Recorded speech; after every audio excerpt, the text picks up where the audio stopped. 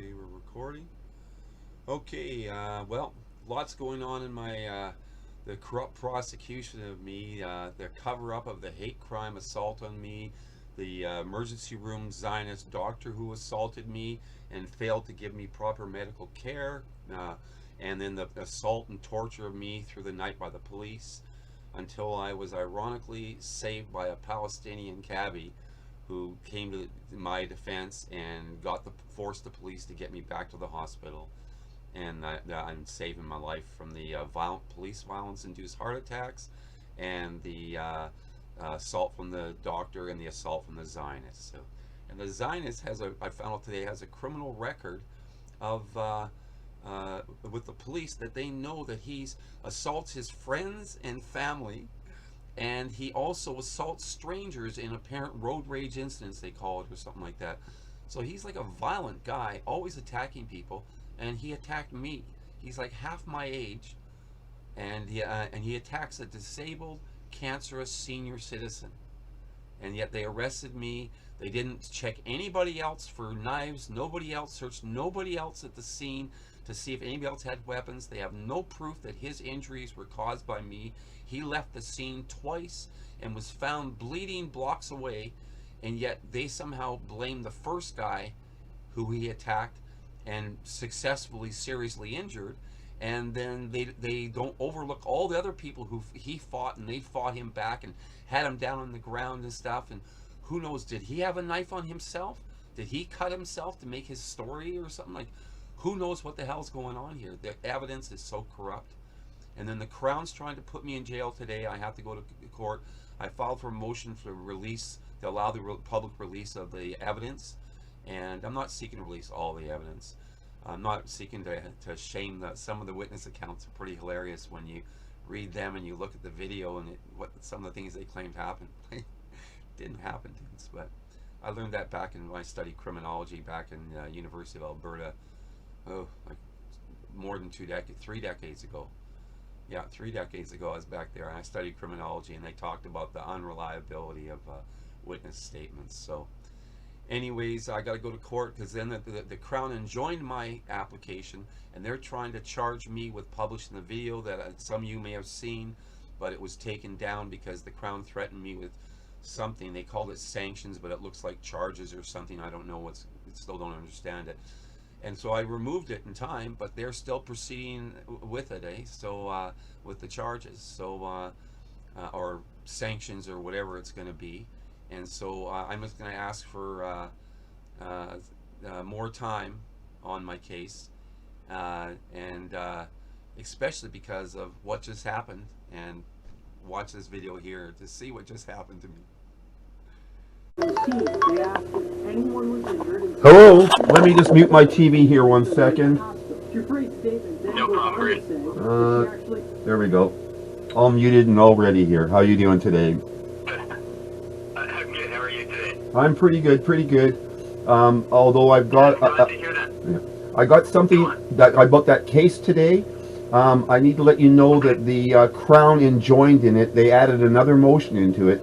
So my plan was to just show up and say, I can't participate in this right now. I'm not prepared to go, and I have a new lawyer who is going to act for me, but he hasn't have disclosure yet.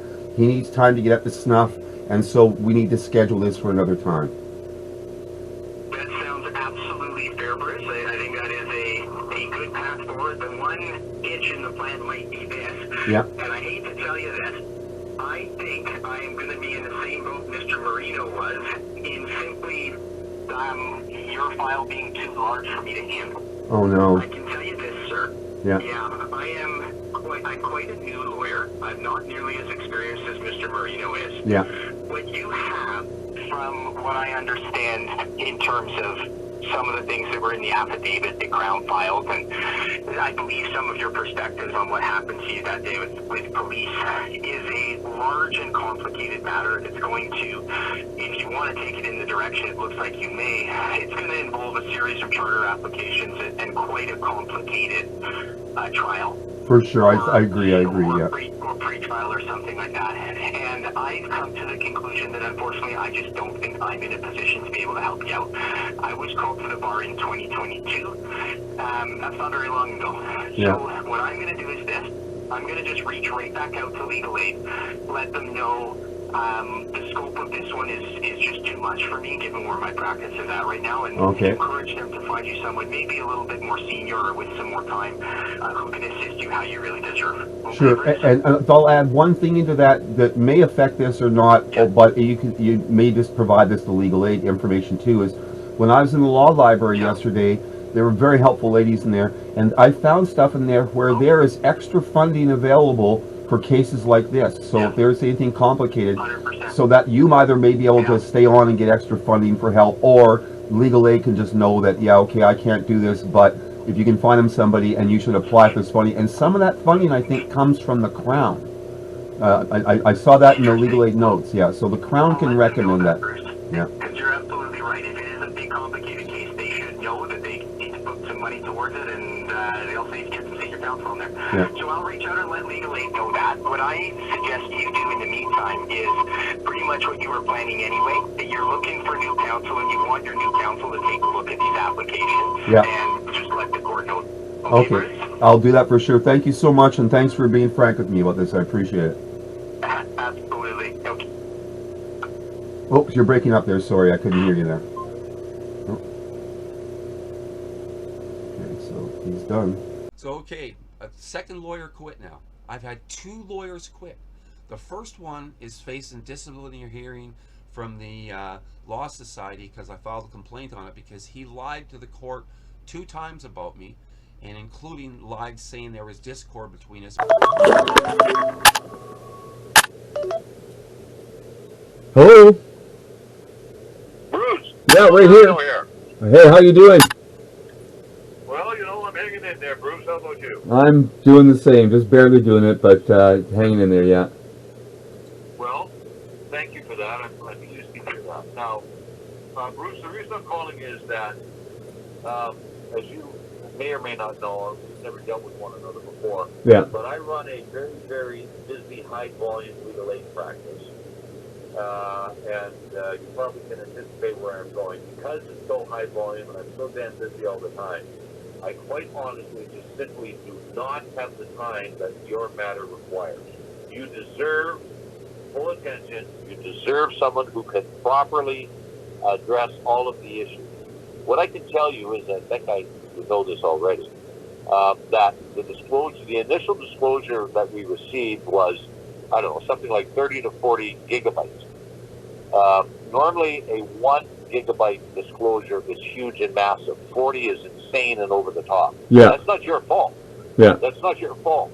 But in order for me to, and I know your offer, and I thank you again for that. That was a wonderful offer, because I don't doubt for an instant that you are what you say, which is a good researcher, very thorough, fast reader, and so forth, because you're clearly a bright, articulate fellow.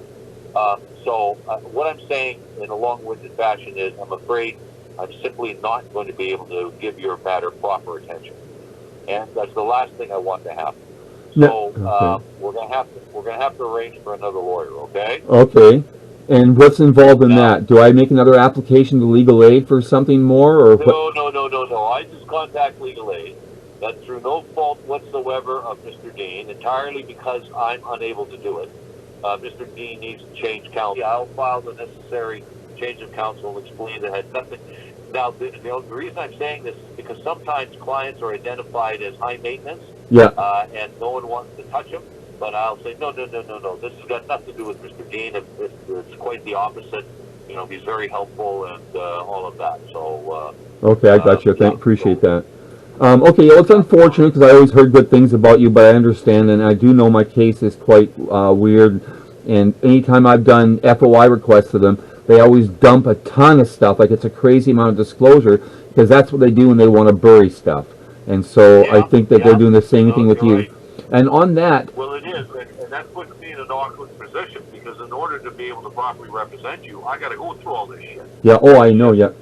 Now, in the interim, the only other thing I'd ask of you now for this is it possible for me to pick up that disclosure so that while I'm waiting to get this lawyer stuff straightened out, I can be going through those notes anyways? Because I've been having difficulty Sorry? Yeah, no, unfortunately not. what happens is when the initial disclosure comes, it always comes on my undertaking that I will share it with no one. Okay. I will give it to no one. If you sat in the office beside me, we could go through it. Yeah. But I can't give you copies. Later on, that changes, and you talk to Crown, well, I'm giving this, that, and the other to them, and Yeah. it's not an issue because you're obviously entitled to it. Okay. I can't send it to you now, no. Well, then what I think I'm going to do. You can make your own application to court that I want all that stuff sent to me, and they got to send it to you. Yeah, and that's what I was just going to say is I'm going to do that and say because there's a change in council now, I need to make sure I'm on top of this evidence. So for the new council coming in, whatever. So can you give me disclosure? So I'm going to do that. Right on. Okay. Well, I'm sorry this is happening. I'm sorry this is happening because I heard nothing but good about you. So that's good on you for that because you got a good reputation. So. But all that's done is prove if you hang out with a bad crowd, they're all liars. Okay. Thank you so much. Hang in there. Okay. Thanks a lot, Tom. Okay. Bye-bye. And including live saying there was discord between us, but I recorded all our communications. That's another video that's coming up. It'll show how there was no disagreement among us. He 100% accepted the blame for having to quit my case, and it's the same reason as this lawyer here who just quit, gay, whatever. But I also found out that's not a valid reason for a lawyer to quit, so they both can be facing hearings.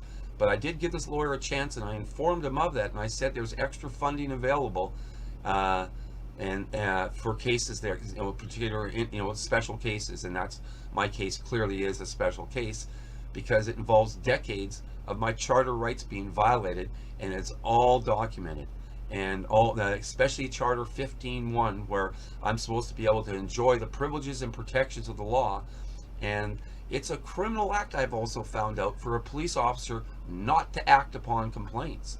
And I've got people just coming home from a protest on Saturday. I got it in video. I saw a drunk driver weaving around. I confronted the drunk driver when his car was stopped, and he clearly was drunk. So there was a police van up ahead, 3 ahead or 2 ahead or something like that.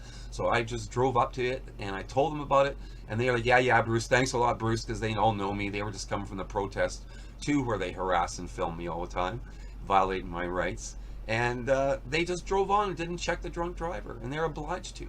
So I'm curious if that guy made it home, if he killed somebody on the way home or whatever, but they let a drunk driver keep driving. So, and I got all kinds of stuff on them like that, doing that, not protecting me, were assaults on me and whatnot. Some of the videos that are up, more information's coming. So we got a lot of video content coming up here to really, and this is going to be another exposure of the corruption of the Crown, the BC Crown Office, just like my buddy Dan does. A lot of you have seen him, Not So Silent. A lot of you guys have seen his videos, and he's proven and busted the Crown in many corrupt things. So I've been on him with him in some audits where that's happened. So we got more of it coming here, and there's no way Chief Mannix can stay as the chief of police with this going on for his entire tenure. He was allowing all these violations of my rights, allowing all these criminals, drunk drivers, hit and run road rage drivers, violent assailants, people with records of assaulting people, letting them all go because they just do not want to give me any justice, and they want to deny me my charter rights. To what end, I don't know. But at some point it turned into a criminal conspiracy because an organized crime, because it had 3 or more parties all working towards a goal that they were going to benefit and profit from. And all these police departments, including even the RCMP, conspired with them on these incidents. So it's I've already commenced the process for pressing charges against some of these people, filing an information private prosecution, and that's coming up also too. The first one I'm going after is the doctor who assaulted me in the hospital that night and who released me to the police, because not only did she assault me, she failed her duty of care. And so she's got 3 indictable offenses she's facing right now. And I like going after her because she did what they told her to do instead of doing her job. And she's going to be the first one to pay the price for it. And I'm going to prove that you shouldn't cooperate with corrupt police because you're easier to go after than the police are. So she's going to find that out, and so's the hospital who's covering for her. So anyways, lots of cool stuff coming. Have a good one. Free Palestine. So if you don't leave now, I'm going to place you on arrest. Oh, thanks. So I will arrest you.